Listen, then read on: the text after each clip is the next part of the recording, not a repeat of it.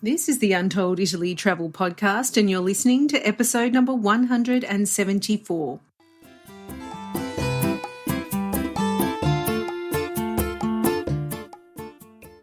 Ciao a tutti and benvenuti to Untold Italy, the travel podcast where you go to the towns and villages, mountains and lakes, hills and coastlines of Bella Italia. Each week, your host, Katie Clark, takes you on a journey in search of magical landscapes, history, culture, wine, gelato, and, of course, a whole lot of pasta. If you're dreaming of Italy and planning future adventures there, you've come to the right place.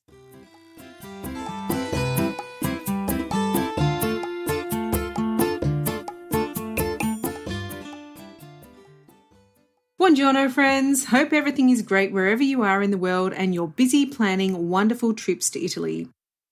I started travelling many moons ago and things were certainly a lot different than dealing with visas, the Italian currency lira in its thousands, and negotiating where to stay when we arrived at the train station.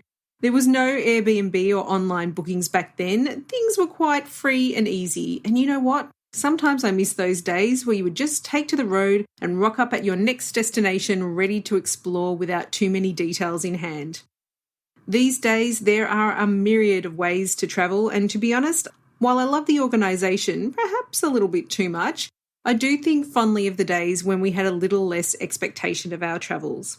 So today, we're going to explore a fun way to travel in Italy, which is popular with a lot of Europeans actually, especially the Dutch and Germans, but that you may not have considered for your own trip, and that's campervanning. There's something about taking to the open road and exploring which is so very popular here in Australia, where I'm from, and I know also in the United States, where many of our listeners tune in from too. Our guests today are Tania and Adam, fellow podcasters, filmmakers and photographers, and the dynamic duo behind Jits Into the Sunset. They had a fantastic time exploring Italy in their van for 2.5 months, starting in the Dolomites and heading south. They even took the van to the Amalfi Coast. Gosh, that does sound brave. So let's hear all about it and welcome them onto the show. Benvenuti, Tania and Adam. Welcome onto the Untold Italy podcast. Yay! Thank you so much for having us. It's great to be here. Yeah, we're really excited, Katie. What a pleasure it is to get to sit down and chat with you all about Italy and doing it with a van. We're really excited. Oh my goodness, I love having fellow podcasters on the show, and I am so intrigued to hear about your van life adventures in Italy. But how about you first introduce yourselves and let our listeners know how you came to have this incredible trip exploring Italy in your van?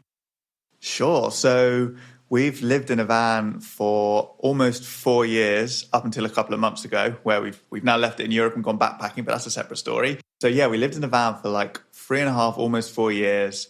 We only originally planned to live in a van for 1 year. We saved enough money to go traveling in our camper van for 1 year. And by the end of the year, we were like, well, we love it so much. And we were starting to make films on YouTube and develop a community there. And we just decided, why stop now? Why give up? And we just carried on going. And that led us to exploring a whole lot of Europe. And Italy was always someone that was right at the top of our bucket list. And we tried to get there. Well, we did very briefly get there in 2020, just before the second lockdowns came in, and we got immediately chased out. So it's been somewhere that we really wanted to go back to and do properly, which we managed to do late last year. Yeah, for 2 months, and we managed to travel from all the way to the north, starting off at the Dolomites, all the way down south through the Amalfi Coast and made it down to Puglia. Yeah. And yeah, Italy is just, it's so amazing. It's such an amazing country. I mean, we don't need to tell you or your listeners this, I'm sure, but the fact that you've got mountains, we were up in the mountains, we were up in snow, and then we drove, and we drove slowly, and like a couple of days later, we were in the sun in the rolling hills. And then, a few weeks later, when we decided to move on, we were down at the coast on this amazing crystal clear blue water. And it's just like, you've got all of this in the space of just a bit of driving. And that's why it is such an incredible place to do a road trip. Yeah, I think so too. The diversity is absolutely incredible. So tell us, what were some of your favourite places? What are your top 3? You probably got different ones, so you can both have a go.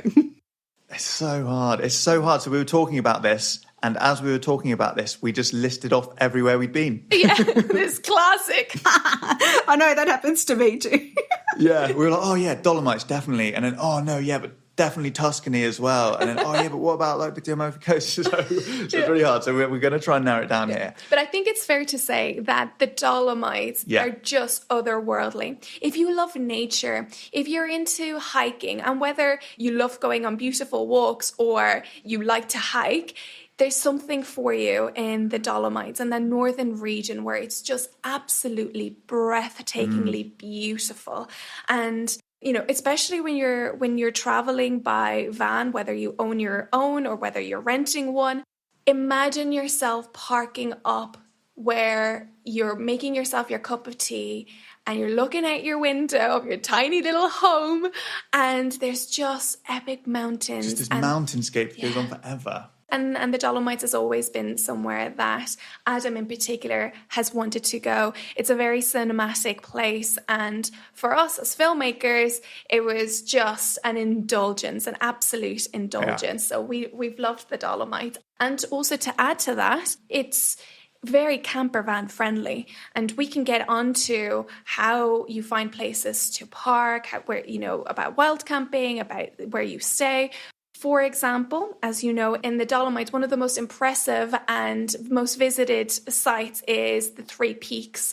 And there you can stay in your camper van. There's a car park right at the top designated for camper vans, and you have to pay the €30 toll to get past. And you get past and you're allowed to stay up the night there as long as you come back before the 7 p.m. time again the next day. So you've got 24 hours up there. We actually ended up staying for 2 nights because it was so beautiful. And it's just really cool. And there's loads of camper vans there, so it's really nice. And the view is just perfect. It's better than any campsite we've ever been to. It was unbelievable. And also, the people are very friendly there. They tell you, actually, as you arrive, they say, if you want to go up after 7, then you get, what was it? Was it free or was it half price? No, it's free. It's free. Yeah, so basically the way that the tolls work is from 7 p.m. to 7 p.m. So there was a line at 6:59 of campers we were part of that queue.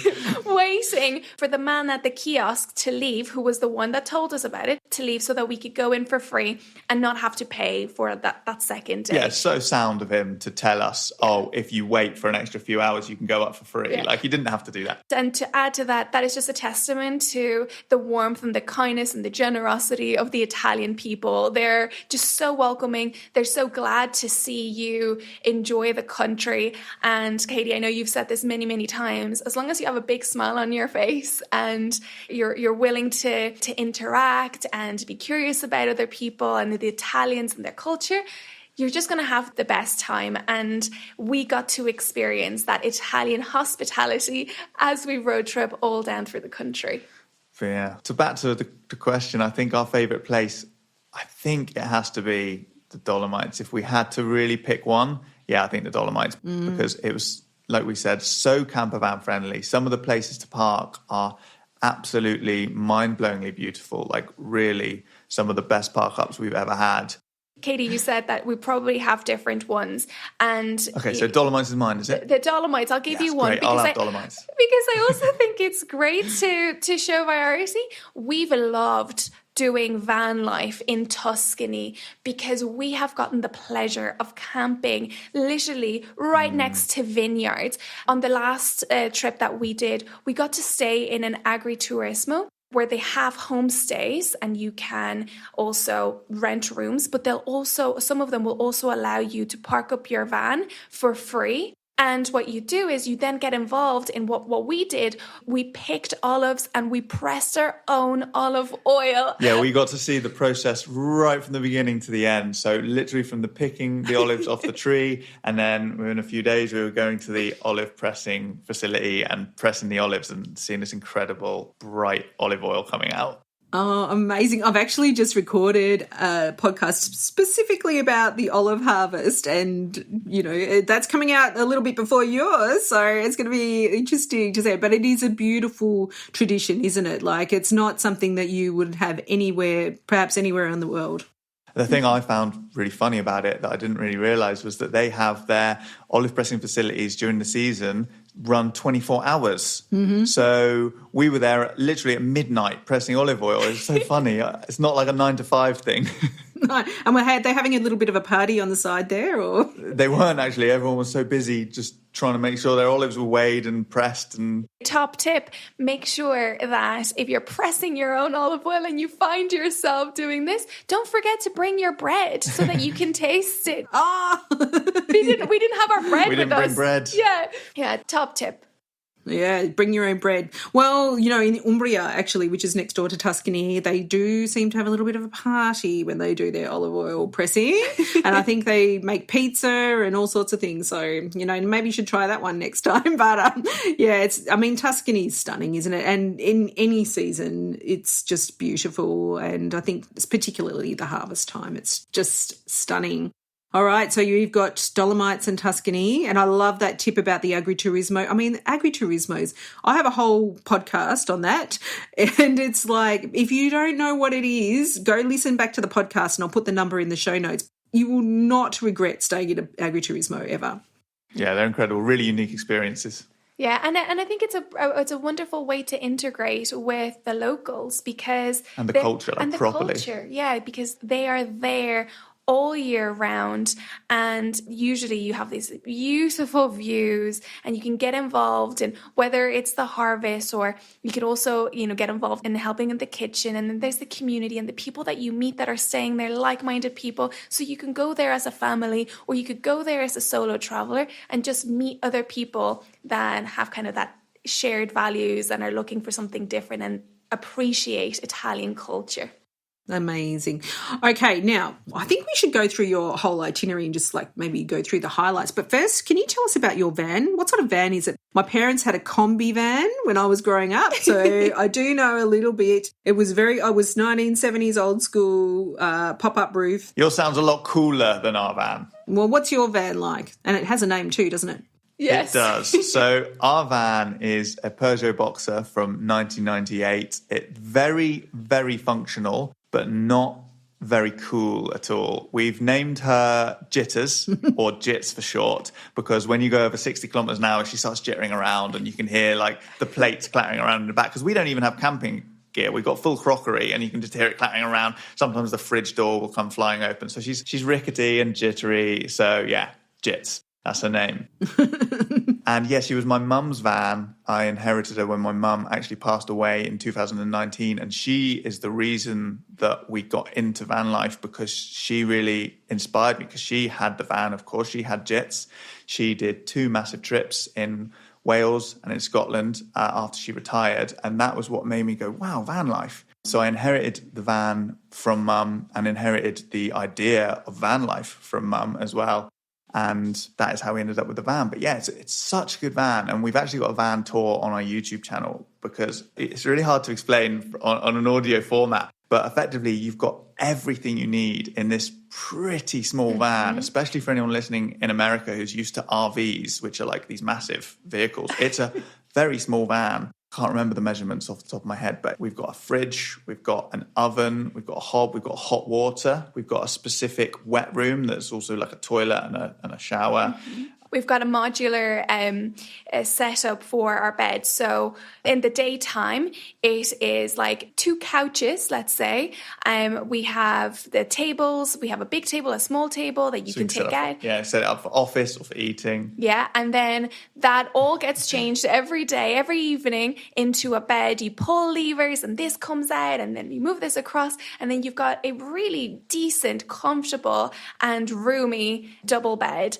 And then in the morning, back again, we do everything. So we love the fact that she's modular. Because she's modular, we can fit in everything. And when people walk into Jits, they'll always say, she's like a TARDIS. It's like there's so much room. It looks tiny on the outside, but so spacious. You can stand up when you're in there, and we just love it. And it's so well designed, and it's not a self-build. It came from a small company that professionally convert vans like this. And after doing all the research that we've done, because originally I wanted something a lot cooler, Mum was like, honestly, this is the van you want because you can live in this van. And I was looking at like combis, like VW, something really retro, really cool. But after all my research, I realized, no, Mum was right. Like Jits has got everything you need and in such a small space. And for us was absolutely perfect. And it is still to this day the best design internally of a van I think that I've ever seen. But she does break down.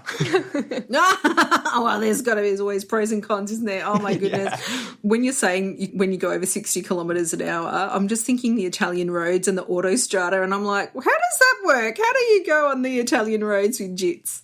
Well, you can go over the 60 miles an hour and you can go over the 70 miles an hour. No, not over 70, I'd say. You can get to 70 miles an hour and it's fine, but you are jittering around. But in terms of like the small roads and the little country lanes that you have in Italy, again, it's not a massive RV. It's a small kind of medium wheelbase van, so it's not like a really long Sprinter van and it's not huge. We have actually managed to get it down some pretty tight spaces and some pretty small lanes.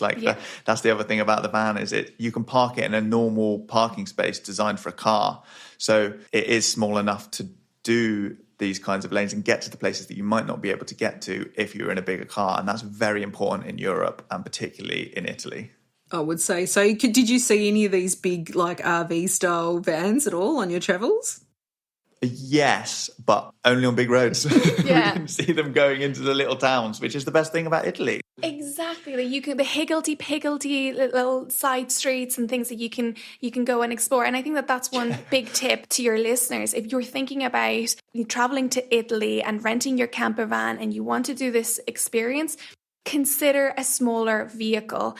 As small as you feel like you can manage to spend time in. Exactly. And then, you could also stay in campsites, for example, if you want to have access to bigger showers and all of that. But you will not regret going smaller rather than what you might be used to, which would be a larger RV. And then that can limit you and other places that you can explore, which... Especially if you're just following the sat-nav, because we found ourselves accidentally down these tiny roads and I would not feel comfortable driving them in anything bigger. We were like on cobble streets. And I was like, a car's supposed to be here? And then you just see some like Vespas nipping around. You're like, oh, okay, it's a road. If you're following Google Maps, then you don't want to be in a big van because you will get stuck somewhere. Oh my goodness, Google Maps, it'll get you every time, like especially if you're going off the beaten path for sure. I mean, we have a few great stories. Like, and I need to listen to my own advice because, this was a time when we were following Google Maps and we did not have the physical map and we didn't listen to the hotel advice either, by the way, which was really, really silly. And, like literally stuck between two stone walls, and the hotel manager came out and goes, "What are you doing?" Oh my god! I know. I was like, he had to get out, and we scraped the car. It was all right in the end, though. But yeah, I think a physical map is really important, right? I mean, you can't underestimate it. Well, we have to admit that we did not ever have a physical map. we should have. You winged it. We winged it. We just used the sat navs. So you actually drove from London to the Dolomites, right? Yeah, we get on the Eurotunnel, and for anyone that's not familiar with the Eurotunnel, it is literally a train track that is built underneath the sea that connects you from the UK to France, and it takes you about, what is it, like half an hour, 40 minutes, 40 minutes. You get to relax, and what's brilliant as well when you're traveling in a camper van is that you just drive your van onto the train and you can relax. The next you're just traveling at home. You're just sitting down at home and you're on your way to Europe. It's great. And it doesn't take that long to get from the UK to Italy. I have to caveat for anybody listening that we love to travel slowly. It's actually one of the great pleasures of living in a van. I think that we know people certainly who in 1 year can travel to like 30 countries in Europe and they nip here and here. We would rather do less for longer. So whilst you could travel from the UK to Italy in a much shorter space of time, I think us being quick is still taking like 7 days because we love to indulge on the journey and see how things unfold. And if we love a place, we love to stay a little bit longer. But for us, going quickly, knowing that last year we really wanted to make sure that we got our 2 months of time indulging in Italy, we got there in 6 or 7 days. I have actually done the fast one on the Eurotunnel. Yeah. Have you? Yeah, we had to get down to Switzerland in a hurry. But, not everyone has you're lucky you've got a lot of time to take it very slowly. But, and it is, if you ever have the chance to do that, it's super fun just to drive around Europe that way. I mean, we did that trip quite a few times actually when we lived in the UK, and it's so fun to see the different cultures change as you go through the different regions. It's amazing. So when you arrived in the Dolomites, how long did you stay there? Well, I think we stayed there for about 3 weeks in the end. And this is, again, the great thing about van life is we had a very rough itinerary of things that we wanted to see. And when you're living in a van, you can take your time, you can react and go to places that you want. You don't have to have a solid plan because you don't have to book your accommodation. You don't have to book your transportation. So we could just make it up as we go along. And we were just driving around the Dolomites going, oh, I like this. Oh, should we go check this out? Should we go check that out? And we ended up, pottering around the Dolomites for 3 weeks before moving on. And then the other thing to add to that is that quite often, the best thing about travel is when we're meeting local people and the local knowledge that you get from others. And again, you can be reactive to that. If someone recommends a beautiful walk or, there's a place that is right next to the main tourist attraction, but have you checked this? Because this is actually where us Italians, we go. You can do that and you can decide you stay 1 night longer or 2 nights if you want and explore that. It's a very spontaneous way of traveling. Yeah, and I think that's somehow been lost in these days of where you can book everything online. I was just reflecting before that when I started traveling in the 90s, it was way more spontaneous, and you didn't have a choice because there was no option to research online. You just show up at the train station and there would be people with signs and you were like, oh, I think I'll stay there tonight. But it's a very different, everything is hyper organised, but I feel like you do need to be like that in the cities in Italy. Actually, you do need to be very organised. But if you really want to explore the countryside, how cool to be spontaneous and just spend your time wandering around and soaking up the bits that you really love rather than what you've seen maybe online. Yeah, and I mean, even there, you mentioned the cities like van life. We visited both Venice and Florence, and we parked out just outside a short bus ride away from both of those places, and we could stay there kind of for as long as we want, until we finished feeling like we'd explored the city, then we just drive on. So it is still a good way to explore the cities. I can definitely see how easy that would be in Florence, just, because it's such a small city with, lots of hills around, and I'm sure you get a pretty good vantage point there, actually. That's right. We were just up a hill, just in the town right next. I can't remember the name of it off the top of my head, but we were like a 15-20 minute bus ride away from Florence. So that's like a 15-20 minute bus ride away from home, effectively. Yes. So you just hop on the bus and then go into town and hop on the bus home again. Yeah. It's really cool. And similarly with Venice, we were a 25-minute bus ride away. And I think if I remember correctly, we were probably paying 16 or 18 euro per night to stay in this campsite. It wasn't like anything fancy, but it did the job. It had the showers. If you needed to do your laundry, there was facilities for you to do that. And it's just a great way to explore somewhere like Venice, which can... On a budget. On a budget, exactly, because it can be expensive. If it's a once-in-a-lifetime experience for you and you want to go luxury, of course you can do that.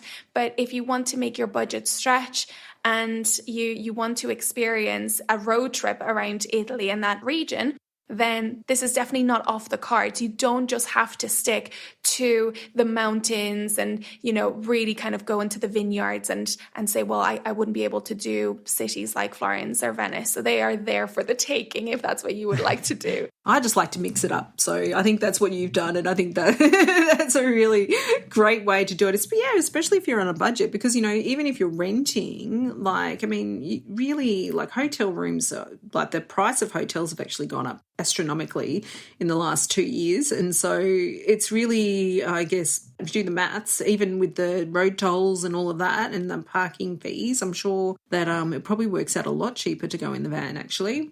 Yeah, and something else we always speak about with van life, a way of travel that's really specific to van life, is you get to see the in-betweens that you wouldn't see if you were taking public transport. If you were taking a train, you just go from train stop to train stop, or of course a flight, even more so, you just fly over everything. But Italy has got so much to offer.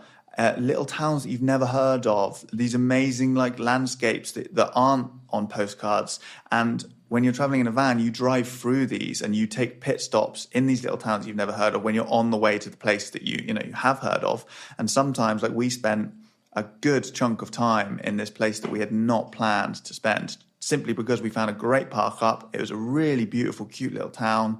And we were just like, yeah, why not? This is great. Like, when will we ever come back here? So that's the other thing about van life, is that you can go outside of the main touristy destinations and find other parts of Italy that you would probably not discover if you were traveling in another way. And because they are not so touristy, it really feels like you're getting into the essence of that Italian culture. Because if people are not speaking English because it's not a tourist place, then you're doing it the old-fashioned way. You're communicating with your hand gestures and your smiles and, your signals and all of it. And that is a really brilliant point. The getting to experience the in-between places is super special and unique as well. Yeah, I do think that's where the real gold is in Italy, is those in-between places. I mean, unfortunately, it's just, Italy is popular for a reason, and it's so absolutely stunningly beautiful. And I feel like, then you build up this tourist infrastructure, which is there to help move people around and everything. But slowly, it erodes the essence of what was there in the first place that drew people. So I'm really hopeful, and I really try on this podcast to try and get people out into these other places so you can really experience that for yourself, because once you have, you'll never go back. Like, you'll be like, I need to have that feeling again. It's almost like some sort of addiction, which is probably why I keep going back. But yeah, it's very special. Yeah, couldn't agree more. And I think van life really is such a good way of exploring Italy in that way. Katie, you mentioned accommodation going up, and I don't know if you know at the top of your head how much one would expect to pay, because I'm thinking about your listeners and them wanting to replicate a trip like this. And if they wanted to rent a camper van, there's rental car companies. I looked them up before we hopped on here, and people can be paying on, like, for two people and for their camper van, they could be paying on average around 100 to 120 euro per night that you rent. But that is your accommodation and your transport, and you get all the home comforts. Yeah, I can imagine that, especially if you're going to a place like Venice, you can run up a higher bill as well. Oh, easily. I mean, of course you can find relatively cheap places, but you don't have that transport cost. You don't have the, access to these smaller places. And I think like 200 euros is to get a very sort of middle of the road place in the cities that's probably average 200 euros. So I think, it definitely sounds cheaper to go in the van. And yeah, it's a totally different type of trip as well. So I feel, everyone's different. That's what I love about this show, is that we can talk 1 minute, we can be talking about luxury trips, and the next minute we can talk about home swaps, and then we can talk about van life. I love that about, how everyone's traveling these days. It's so different, and it's just a great way to share, to expose people to different ideas that they may not have thought about. Yeah, absolutely. And you mentioned there that, some people are interested in luxury, and I can imagine that there will be some listeners who would say, I like the idea of it, but I don't know that if I'd be able to do it myself because I love my home comforts. And we have met a lot of people in the last 4 years who have gone from doing the classic, all-inclusive package type of holidays and feeling like that was their ideal way to travel, to really relishing in all of the magic that van life brings. Because van life, it gives you the home comforts, because you've got your own bed, your mini kitchen. If you've got a little toilet or a shower, you could do that.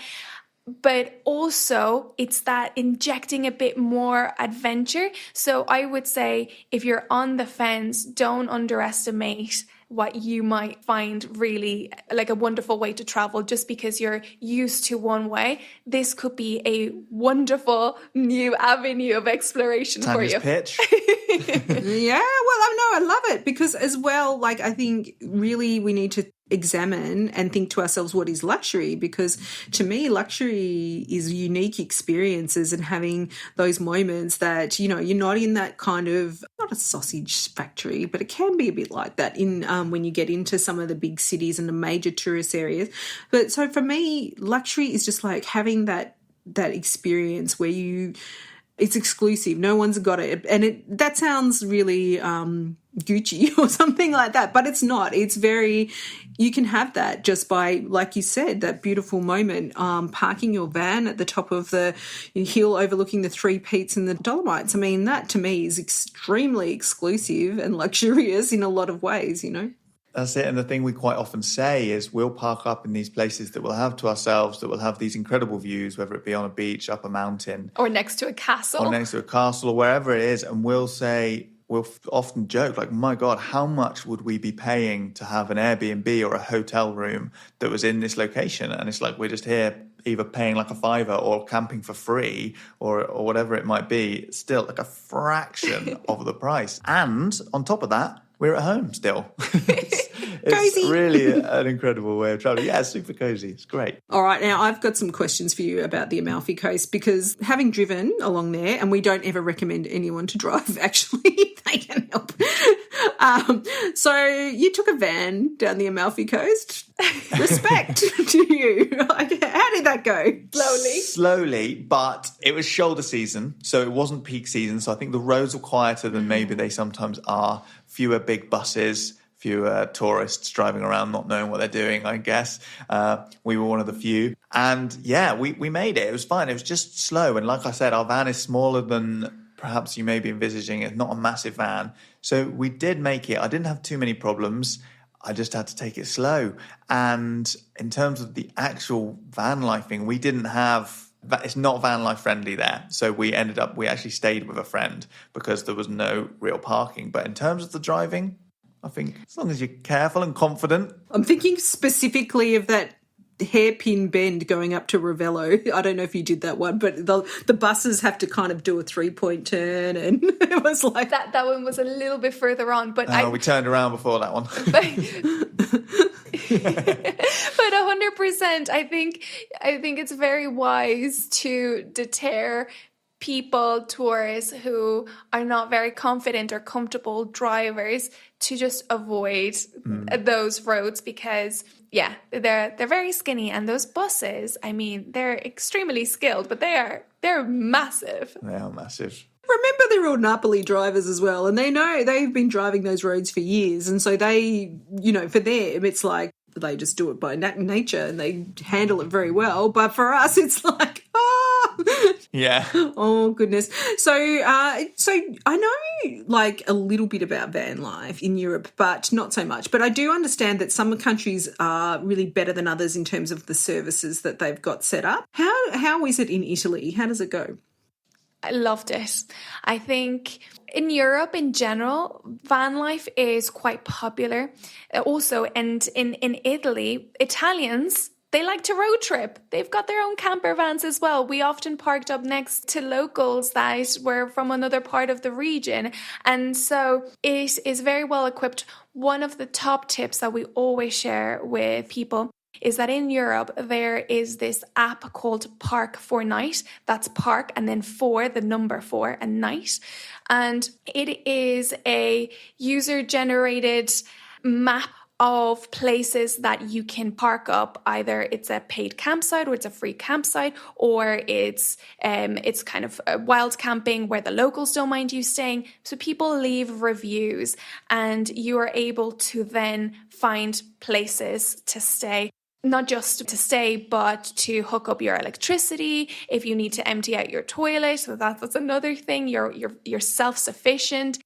There are plenty of spots that you can stay. There's also resources where you can sign up. I think you pay £35 to unlock access to like 280 different hosts around the country that will host you on their vineyard. This is Italy specific, isn't it? This is Italy specific in their vineyards, or they'll host you on their farms, and you can stay there for 24 hours for free. And sometimes if they're selling something, you can just go and you can check out their shop. You can contribute in that way, but there's not obligation because you've signed. That one is called campervanitaly.com. For £35. So there are plenty of places to park up and to stay at, however you would like to do it, whether it's wild camping, meeting locals on their farm or on their vineyards, or in campsites. So it is very campervan friendly. So just a quick one on the wild camping. I think wild camping is technically not legal in Italy, but it's kind of a bit of a grey area. And we only did it a few times when we felt like it was this really nice spot that was miles away from anyone and it wasn't a bother. And people do not mind. It's not like a law as such. It's just kind of like a guideline as to like not do wild camping. But if you do it respectfully and again, you follow this app, Park for Night, and you look at the reviews and you make sure you're out of the way and you stay, for 1, maybe 2 nights maximum, then wild camping is done and seems to be absolutely fine in Italy. And we've even had police just drive past us and no one minds. It's absolutely fine as long as, like we say, as long as you're respectful. And there are also, Tania didn't mention, there are these things called airs, which are dotted around the country. A lot more of them actually are in North Italy than South Italy.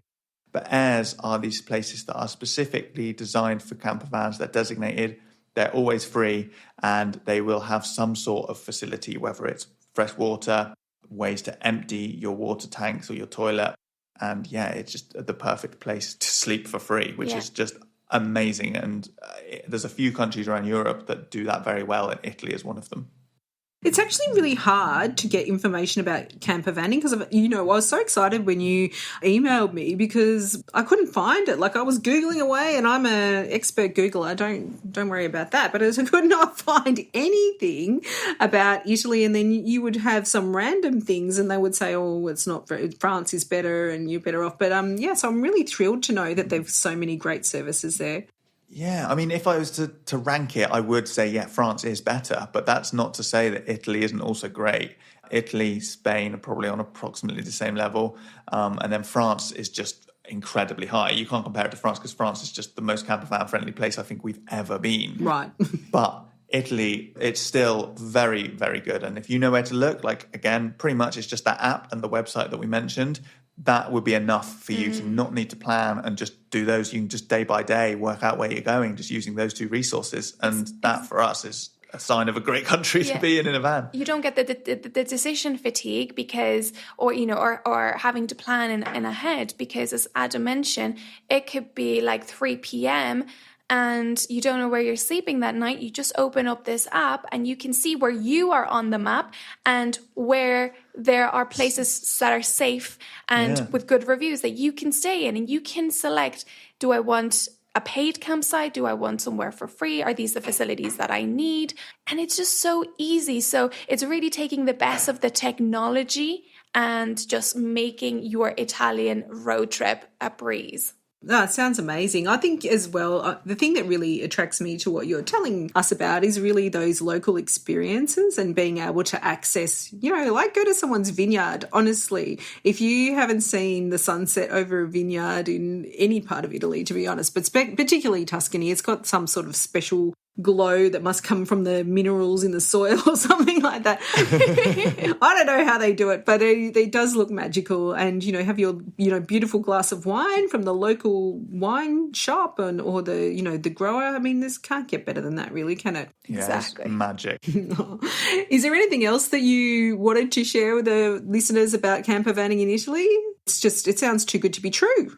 Yeah, I mean, it is amazing. I would say that we spent more of our time in the north of Italy than we did in the south. And I think as you go further south, the infrastructure isn't as strong there. It isn't as good. And it wasn't our choice. We'd have spent a lot longer in the south and we'd have a lot more to say about it, I'm sure. But by the time we got there, because we spent so long in the north, we kind of had to turn around and drive home. But one thing I would also say, and this is kind of not specific to van life at all, but The people are just so friendly everywhere. And I think I've heard a stereotype that the people in the south are friendly and the people in the north can be a bit grumpy. That's not our experience at all. We've had such good experience with people all across Italy. Yeah. And that's nothing to do with van life. It's just an observation that we had. Oh, well, I think you two are very friendly people anyway, so that really goes to help. I think if you go in there with the right attitude, you're going to get a lot of love back anyway, so...